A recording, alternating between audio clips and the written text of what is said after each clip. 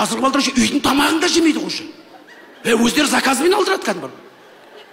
Кәдімгі есік қағып тұрады, біреу сигнал қағып тұрады, дың-бың дейді.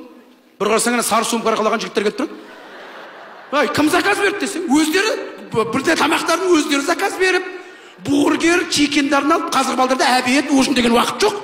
Любой уақытта заказ беріп, коласын ішіп, телевизионда отыра береді. Қазіргі балдар вообще тамақ үйдің тамағын жеп жатқан баламыз.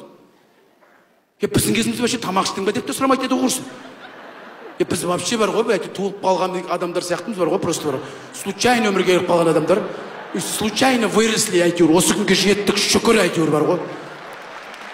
Сондай ұрпақпыз ба, біз алда отырғандар. Жоқ, расымен сондай ғой. Біздің кезімізде деймді, бізге беретін тамақтар қандай еді деймді. Бір бас жесе, бір жақсы жерін береді, құлағын береді ғой. Құлақ пластмас, вообще дым жоқ, ет те жоқ, майда жоқ.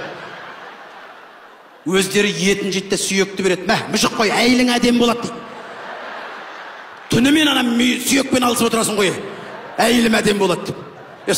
Білмеймін, бір жерлерде болды, бір жерлерде болған жоқ. Білмеймін, кімдерде болған. Бір шаш өсіретін деген болады еді ғой. Бір шаш өсіретін деген жұлым ба, білмеймін әйтеуір. Не май жоқ, не сүйек жоқ, не дәм жоқ анада. Бір резинка ма, бірдеңе, білмеймін, сол қазір бар ма, жоқ па өзі. Қазіргі малдарда бар ма, жүгірмейсің бар ғой. Сол қай жердің жілігі, не қай жердің сіңірі өзі башы. Білмеймін, бізге ұрып қайтын, шашы өсіреді деп лақ деді. Білмеймін әйтеуір, бастар әйтеуір. Сонда конца жақ қоясың ғой. Вообще ештеңе айтпаған ғой бізге бар ғой. Арада витамин де жоқ шығар, білмеймін әйтеуір. До конца жақ қоясың ғой. Мықты болғанымыз бар ғой.